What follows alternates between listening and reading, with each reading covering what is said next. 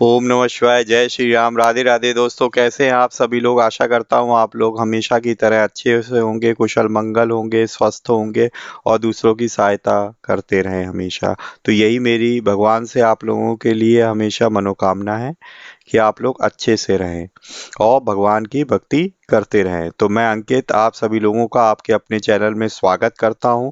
तो आज मैं प्रतिदिन की तरह श्री दुर्गा सप्तमी जिसका कोड 866 है, एक बार फिर से लेकर हाजिर हूँ। तो आज जो है हम लोग इसका अध्याय 2 का पाठ करेंगे। तो कृपया एकाग्रचित्त होकर मन लगाकर उसे सुनिए। तो प्रथम पूज्य भगवान गणेश जी का मैं सर्वप्रथम आवाहन करूंगा, फिर माता जी को याद करके देन हम लोग जो है इस पाठ का आरंभ करेंगे। तो जय श्री गणेशाय नमः। वक्रतुंड महाकाय सूर्यकोटि समप्रभा निर्विघ्नं कुरु मे देव सर्वकार्येषु सर्वदा। जय श्री गणपति बप्पा मोरया। जय माता दी।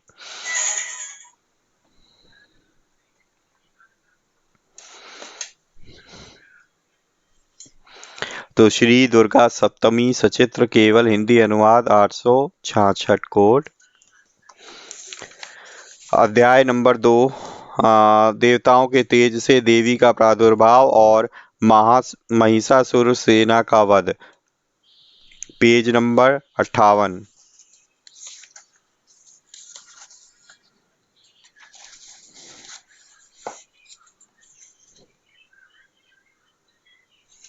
देवताओं के तेज से देवी का प्रादुर्भाव और महिषासुर की सेना का वध। ठीक है, ये हमारे अध्याय 2 का शीर्षक है कि किस तरीके से देवताओं के तेज से देवी का प्रादुर्भाव कैसे हुआ और महिषासुर की सेना का उन्होंने वध कैसे किया। तो विनियोग। ओम मध्यम चरित्र के विष्णु ऋषि महालक्ष्मी देवता उर्णिक छंद का शाकंभरी शक्ति दुर्गा बीज वायु तत्व और यजुर्वेद स्वरूप है। श्री महालक्ष्मी की प्रसन्नता के लिए मध्यम चरित्र के पाठ में इसका विनियोग है। ध्यान। मैं कमल के आसन पर बैठी हुई प्रसन्न मुख वाली महिषासुर मर्दिनी भगवती महालक्ष्मी का भजन करता हूँ, जो अपने हाथों में अक्षमाला फरसा गदा बाण वज्र पद्म धनुष कुंडलिका दंड शक्ति खड्ग ढाल शंख घंटा मधुपात्र शूल पाश और चक्र धारण करती है। ऋषि कहते हैं, पूर्व काल में देवताओं और असुरों में 100 वर्षों तक घोर संग्राम हुआ था। उसमें असुरों का स्वामी महिषासुर था और देवताओं के नायक इंद्र थे। उस युद्ध में देवताओं की सेना महाबली असुरों से परास्त हो गई। संपूर्ण देवताओं को जीतकर महिषासुर इंद्र बन बैठा। तब पराजित देवता प्रजापति ब्रह्मा को आगे करके उस स्थान पर गए जहां भगवान शंकर और विष्णु विराजमान थे। देवताओं ने महिषासुर के पराक्रम तथा अपनी पराजय का यथावत वृत्तांत उन दोनों देवेश्वरों से विस्तार पूर्वक कह सुनाया। वे बोले, हे भगवान, महिषासुर सूर्य इंद्र अग्नि वायु चंद्रमा यम वरुण तथा अन्य देवताओं के भी अधिकार छीन कर स्वयं ही सबका अधिष्ठाता बना बैठा है। उस दुरात्मा महिष ने समस्त देवताओं को स्वर्ग से निकाल दिया है। अब वे मनुष्यों की भांति पृथ्वी पर विचरते हैं। दैत्यों की यह सारी करतूत हमने आप लोगों से कह सुनाई। अब हम आपकी शरण में आए हैं, उसके वध का कोई उपाय सोचिए।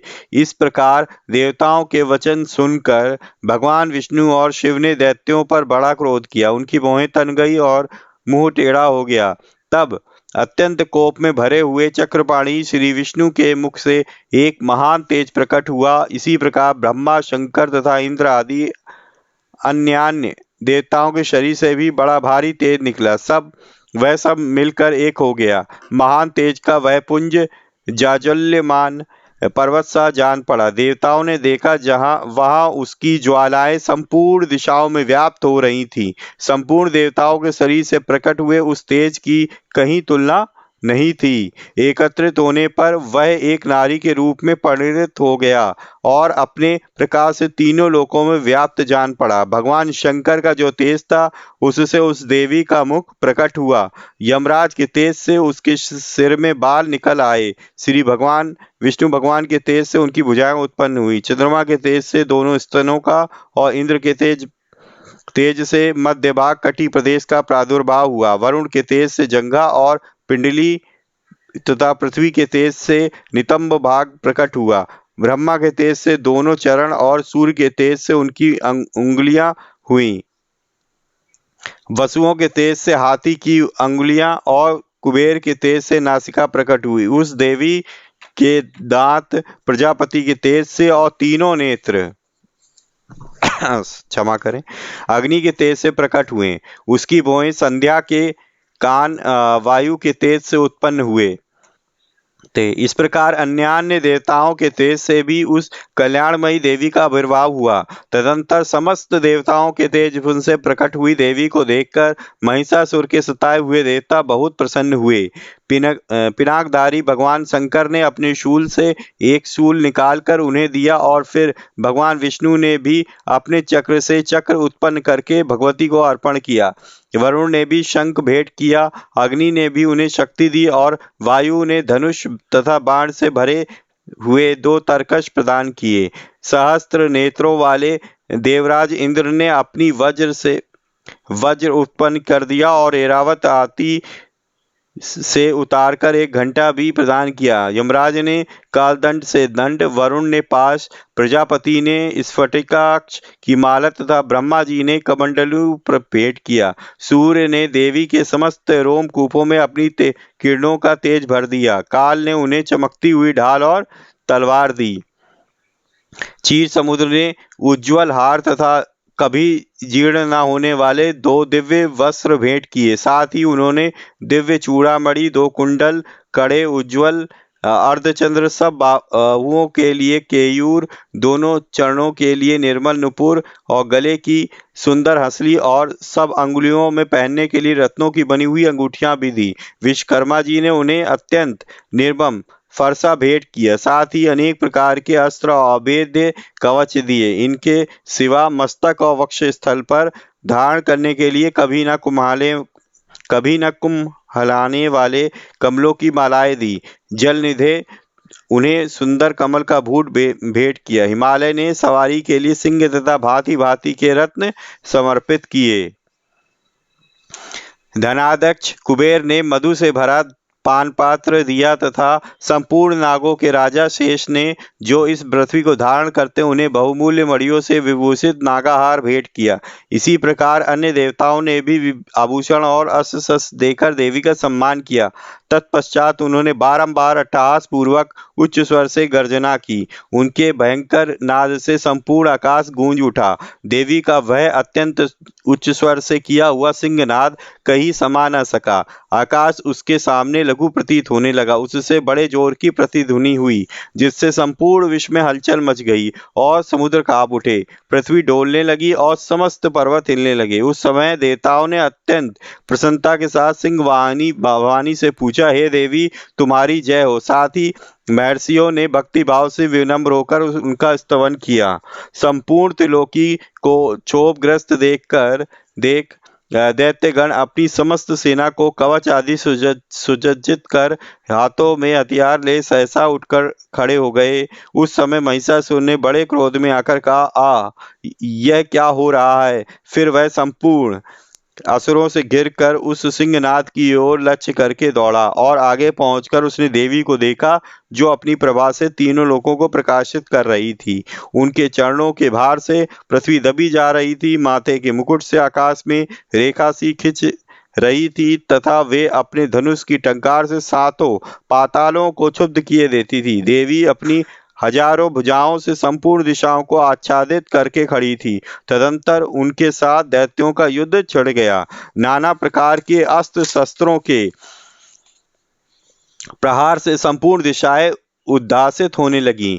चिछुर नामक महान असुर महिषासुर का सेना नायक था। वह देवी के साथ युद्ध करने लगा। उन दैत्यों की चतुरंगिनी सेना साथ लेकर चामर भी लड़ने लगा। 60,000 रथियों के साथ आकर उदग्र नामक महादैत्य ने लोहा लिया। 1 करोड़ रथियों को साथ लेकर महाहनु नामक दैत्य युद्ध करने लगा, जिसके रोए तलवार के समान तीखे थे। वह असिलोमा नामक महादैत्य 5 करोड़ रथी सैनिकों सहित युद्ध में आ डटा। 60 लाख रथियों से घिरा हुआ भास्कर नामक दैत्य भी उस युद्ध भूमि में लड़ने लगा। परिवारित नामक राक्षस हाथी सवार और घुड़सवारों के अनेक दलों तथा 1 करोड़ रथियों की सेना लेकर युद्ध करने लगा। विडाल नामक दैत्य 5 अरब रथियों से घिरकर लोहा लेने लगा। इनके अतिरिक्त और भी हजारों महादैत्य रथ, हाथी और घोड़ों की सेना साथ लेकर वहां देवी के साथ युद्ध करने लगे। स्वयं महिषासुर उस रणभूमि में कोटि कोटि सहस्त्र रथ, हाथी और घोड़ों की सेना से घिरा हुआ था। वे दैत्य देवी के साथ तोमर, भिंदीपाल, शक्ति, मूसल, खड़ग, परशु और पट्टिस आदि अस्त्र शस्त्रों का प्रहार करते हुए युद्ध कर रहे थे। कुछ दैत्यों ने उन पर शक्ति का प्रहार किया, कुछ लोगों ने पाश फेंके तथा कुछ दूसरे दैत्यों ने खड़ग प्रहार करके देवी को मार डालने का उद्योग किया। देवी ने क्रोध में भरकर खेल खेल में ही अपने अस्त्र शस्त्रों की वर्षा करके दैत्यों के वे समस्त अस्त्र काट डाले। उनके मुख पर परिश्रम या थकावट का रंच मात्र भी चिन्ह नहीं था। देवता और ऋषि उनकी स्तुति करते थे और वे भगवती परमेश्वरी दैत्यों के शरीरों पर अस्त्र शस्त्रों की वर्षा करती रहीं। देवी का वाहन भी क्रोध में भरकर गर्दन के वालों को हिलाता हुआ और असुरों की सेना में इस प्रकार विचरने लगा मानो वनों में दावा नल फैल रहा हो। रणभूमि में दैत्यों के साथ युद्ध करती हुई अंबिका देवी ने जितने निश्वास छोड़े, वे सभी तत्काल सैकड़ों हजारों गणों के रूप में प्रकट हो गए और परशु, भिंदीपाल, खड़ग तथा पट्टिश आदि अस्त्रों द्वारा असुरों का सामना करने लगे। देवी की शक्ति से बड़े हुए वे गण असुरों का नाश करते हुए नगाड़ा और शंख आदि बाजे बजाने लगे। उस संग्राम महोत्सव में कितने ही गण मृदंग बजा रहे थे। तदंतर देवी ने त्रिशूल से, गदा से, शक्ति की वर्षा से और खड़ग आदि से सैकड़ों महादैत्यों का संहार कर डाला। कितनों को घंटे के भयंकर नाद से मूर्छित करके मार गिराया।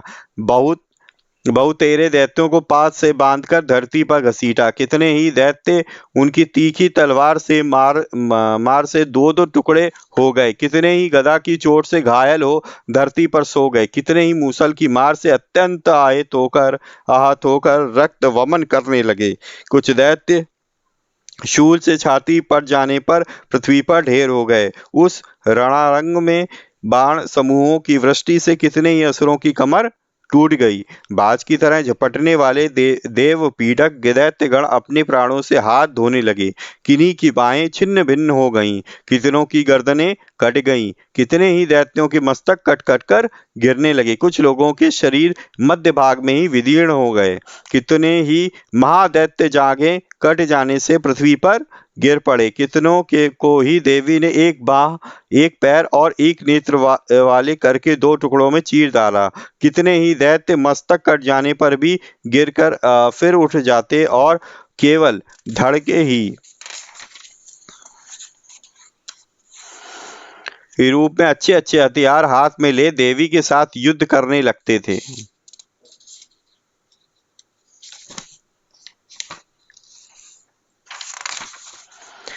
दूसरे कबंध युद्ध के बाजों की लय पर नाचते थे। कितने ही बिना सिर के धड़ हाथों में खड़ग, शक्ति और रिष्टि लिए दौड़ते थे। दूसरे महादैत्य ठहरो ठहरो यह कहते हुए देवी को युद्ध के लिए ललकारते थे।